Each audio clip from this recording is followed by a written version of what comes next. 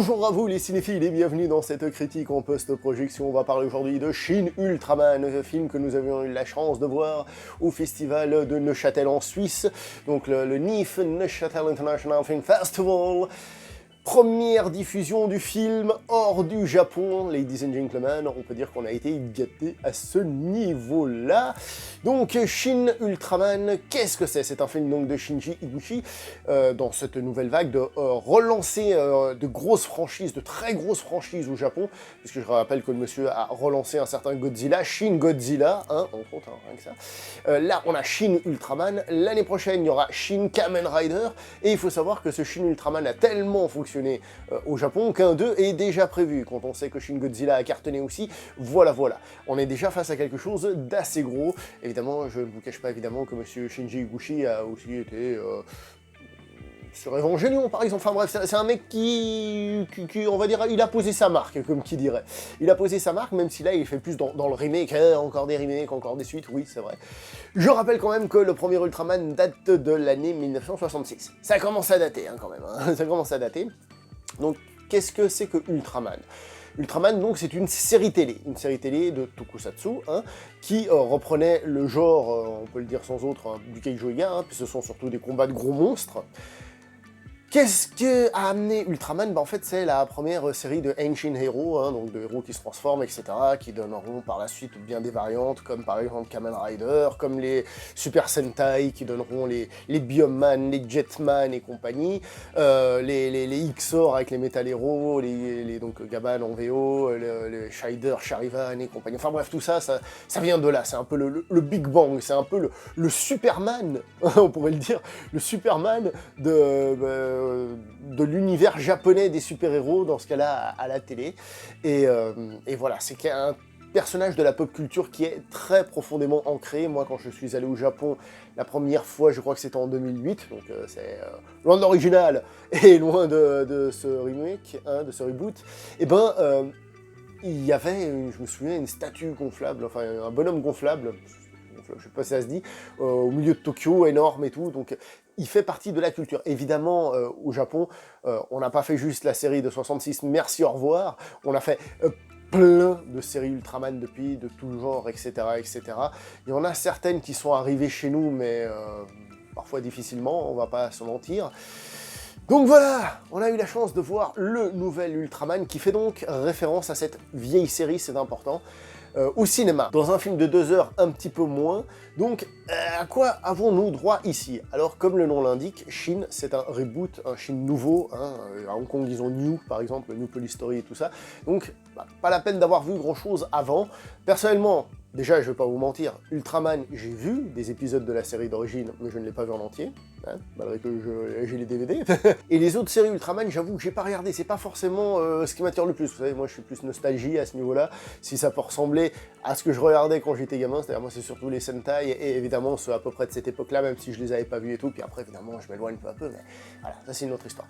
Donc, ce Shin Ultraman, première chose que je peux vous dire quand on va le voir au cinéma, c'est que c'est une mise à jour en effet visuelle au niveau des effets spéciaux, mais qui rend totalement hommage à l'original. C'est-à-dire, j'ai pas l'impression de voir quelque chose qui essaye de se démarquer totalement pour en mettre plein la vue. C'est la grande force de ce film, c'est que c'est une référence à l'Ultraman d'origine, hein, vraiment. Hein, le début, c'est vraiment des épisodes d'Ultraman que j'ai vus, hein, il combat des gros monstres, c'est des petits épisodes de cet Ultraman. La manière de combattre, la manière de prendre les positions très caractéristiques du personnage et tout, sont très bien rendues, mais ce sont quand même des effets spéciaux modernes, mais qui ne sont pas là pour appuyer la vieillesse des anciens. Ça a l'air compliqué comme ça ce que je raconte. Ce que je veux dire, c'est que c'est un équilibre qui est trouvé entre moderniser, mais faire à l'ancienne quand même. C'est moderne, mais référencé à l'ancienne. Et ça, je trouve ça très très fort, parce que c'est très très réussi. Ça, c'est au niveau des effets spéciaux, de l'apparition d'Ultraman et tout ça. Mais il n'y a pas que ça. Il n'y a pas que ça, parce que même dans le scénario, comme je vous ai dit, on a des choses qui font très à l'ancienne. En fait, ce film qui fait un petit peu moins de 2 heures, il ressemble énormément à des épisodes de séries télé mis bout à bout. Là, vous dites ça, et c'est quoi cette merde? Non, Ce que je veux dire par là, c'est qu'on a vraiment une continuité, on a différentes situations, on a différents arcs dans le film, qui va construire, donc depuis l'arrivée du personnage, etc., le développement, etc., jusqu'à ce final. Ce final qui, bien que je ne l'ai pas vu, c'est pour ça que je le dis, parce que m'a l'air d'être assez proche du final de la série d'origine, hein. Voilà, comme je ne sais pas, je ne peux pas rentrer dans les détails, ça tombe bien. Et donc, pour revenir sur ce que je disais, on a vraiment cette impression de petits épisodes de série télé, mais traités comme un film. Et là, comme je vous ai dit, ça peut déranger certaines personnes. N'oubliez pas qu'on est face à un produit japonais, que les Japonais bouffent à la télé depuis très longtemps, que ça fait partie de leur culture populaire, mais à fond la caisse, hein, vous imaginez même pas. Donc il est normal que les Japonais aient une réception et une approche de la chose qui soit différente. Là où peut-être pour nous... si nous ne connaissons pas tant que ça, on a plus envie d'avoir un film, et puis en plus, c'est possible, un peu sombre, et puis ci, et puis ça. Non, non, non. On est dans un produit qui rend totalement hommage à ce qu'est Ultraman à la base. Il le fait bien, que ce soit au niveau donc, des effets spéciaux, comme je vous ai dit, et du scénario, tout en sachant, évidemment, qu'on ne va pas avoir là un truc méga complexe, etc., etc. On est dans un tokusatsu, on est dans un Ultraman, on sait où on est. D'accord ? Maintenant, est-ce qu'une fois que l'on sait ça, on peut prendre du plaisir au film? Bah évidemment que oui, parce que le film est comme je vous ai dit, un enchaînement d'épisodes, donc on a plusieurs apparitions d'Ultraman, il va avoir des moments épiques, hein. Parfois lors de la transformation, on a des musiques super cool pour certains fights et tout, tu sens que tu dis oh là ça va fighter, et ça c'est bon ça c'est vachement bien. Il y a évidemment ce côté combat de catch un peu qu'on retrouve dans ce genre de production, hein, c'est-à-dire il combat un monstre et tout, etc. Et franchement, bah encore une fois, si on aime Ultraman, c'est la conclusion qu'on a tous eue à la sortie de la salle, si on aime Ultraman, je ne vois pas comment on ne peut pas aimer ce film. Maintenant, il est vrai que, comme toujours, c'est un tokusatsu, comment expliquer aux gens que oui, mais non, etc. Moi, je vais vous dire un truc qui m'a marqué pendant le film. Si vous aimez le Monsterverse actuel fait aux États-Unis, ce film pourrait, je bien dit pourrait, être vu comme un film du Monsterverse. Fait à la japonaise certes, mais de ce Monsterverse-là. C'est-à-dire, il arrive, il y a des monstres qui sortent un peu partout, et il y a Ultraman qui débarque et qui va se battre avec certains de ces monstres.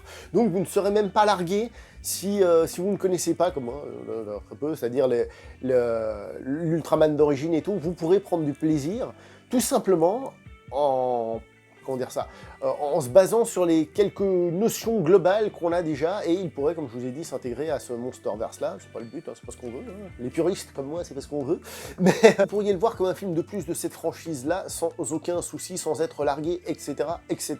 Le film a évidemment aussi beaucoup d'humour, beaucoup de second degré. Hein. Alors, ils ont calmé quand même, hein, je vous rassure, le côté uniforme orange de la série d'origine, avec leur casque, là, inspiré d'ailleurs des Thunderbirds, hein, des Sentinelles de l'air. Hein. Donc là, ici, ils ont relâché un petit peu ce côté-là, ils sont plus en costard, etc.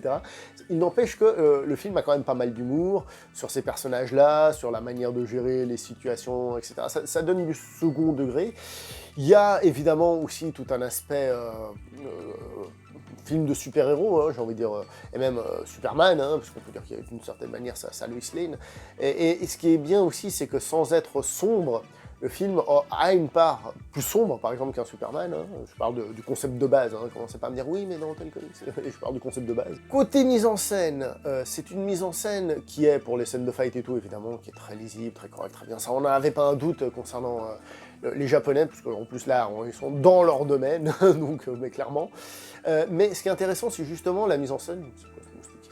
La mise en scène concernant les scènes de cette unité spéciale qui doit arrêter les kaiju, en fait. Vous allez avoir des plans un peu bizarres, un peu travaillés, un peu fous, et qui, je pense, aident à donner justement ce décalage un peu comique. Et d'un côté, ça fait une mise en scène qui va sortir de l'ordinaire, de la mise en scène passe-partout, lambda, blablabla, et qui, en même temps, va créer ce décalage. Ce qui fait que le film, évidemment, il a aussi conscience de ce qu'il est. Il a conscience que, voilà, ce n'est pas une grande œuvre dramatique, c'est une œuvre de pop culture fun, etc. Et ceux qui seraient en train de tirer la gueule par rapport à tout ce que j'ai dit, bah, il y a quand même des films comme le MCU qui fait ça, hein, par exemple. Après, il y en a qui n'aiment pas le MCU, mais c'est une autre histoire. D'accord? Donc, on n'est pas chez Kurosawa, on est bien d'accord là-dessus, on est dans un autre domaine. Et donc, la mise en scène arrive à créer ce petit décalage, et pour ce qui est des monstres et des effets spéciaux et tout ça, je vous ai déjà dit, c'est très bien, les scènes de fight sont bien foutues. Qu'est-ce que vous voulez de plus, si ce n'est prendre du plaisir? Et ben voilà. Je vais pas aller beaucoup plus loin, parce que là, comme ça, j'ai pas grand-chose à dire. C'est pour un public averti, évidemment, et comme vous le savez, une personne avertie en vaut deux.